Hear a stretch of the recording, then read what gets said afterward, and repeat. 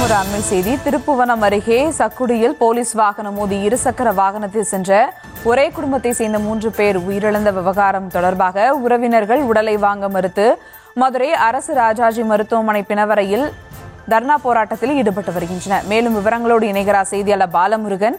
வணக்கம் பாலமுருகன், விவரங்கள்.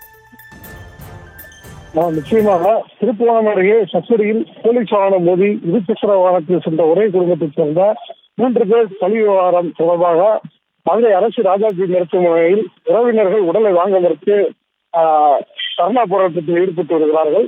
மதுரை மாவட்டம் சிக்கம்பட்டியை சேர்ந்த பிரசாத், அவரது மனைவி சத்யா, மகன் அஸ்வின் ஆகியோர் மதுரை அணையூர் பகுதியில் மரணமடைந்த உறவினர் தங்கமாலின் இறுதிச் சடங்கில் பங்கேற்று இருசக்கர வாகனத்தில் மதுரை நோக்கி திருப்பிக் கொண்டிருந்தார்கள்.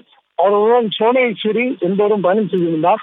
இந்த நிலையில் நேற்று சக்குடி அருகே அவர்கள் வாகனத்தில் வந்து இயங்கியிருந்த போது பலியை எதிரே வந்த ராமநாதபுரம் மாவட்ட போலீஸ் வாகனம் இருசக்கர வாகனத்தில் மோதியதில் பிரசாத் சம்பவ இடத்திலே உயிரிழந்திருக்கிறார்.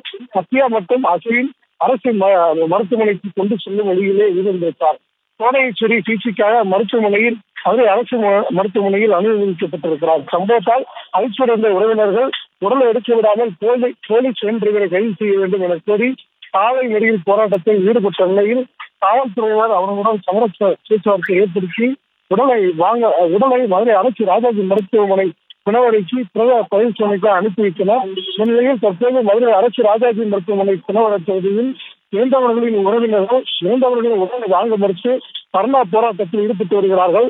குறிப்பாக விபத்து ஏற்படுத்தி சென்ற அந்த காவல்துறை அதிகாரிகளை கைது செய்ய வேண்டும், அவர்கள் மீது வழக்கு பதிவு செய்ய வேண்டும், அதுவரை உடலை வாங்க செல்ல மாட்டோம் என்று கூறி மதுரை அரசு ராஜாஜி மருத்துவமனை பிணவரையில் தர்ணா போராட்டத்தில் ஈடுபட்டு வருகிறார்கள்.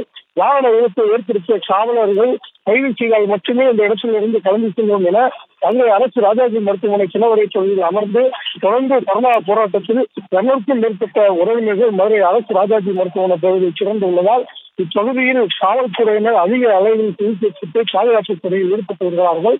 மேலும் உறவினர்கள் காவல்துறையிடம் அவர்களது கோரிக்கையை வலியுறுத்தி பேச்சுவார்த்தையை நடத்தி வருகிறார்கள். தொடர்ந்து காவல்துறை வாகனம் மோதி ஒரே குடும்பத்தைச் சேர்ந்த கணவர் மனைவி 2 வயது குழந்தை என்ற சம்பவம் அனைவருடைய சோகத்தை ஏற்படுத்தியிருந்த நிலையில் தற்போது பிணவரை பிரிந்து உள்ள சாலையில் சாலை மறியல் போராட்டத்தில் ஈடுபட்டு வருகிறார்கள். தொடர்ந்து அவர்களிடம் காவல்துறை பேச்சுவார்த்தை நடத்தி வருகிறார்கள். அது மட்டும் இல்லாமல் விபத்து நடந்த உடனே காரை விட்டுவிட்டு காவல்துறை இறங்கி ஓடிவிட்டதாகவும் நாங்கள் மறியல் வைத்திருந்த எங்களது தங்கச்சியை எங்களை தள்ளிவிட்டு எடுத்து சென்றார்கள் என்றும் இதற்கு காரணமான 5 பேரும் மதுபோதையில் இருந்ததாகவும் அவர்களே உடனே பணி நீக்கம் செய்ய வேண்டும் என்று அவர்களுக்கு தூக்கு தண்டனை வழங்க வேண்டும் என்று அவர்களுடைய சகோதரி கோரிக்கை விடுத்திருக்கிறார்.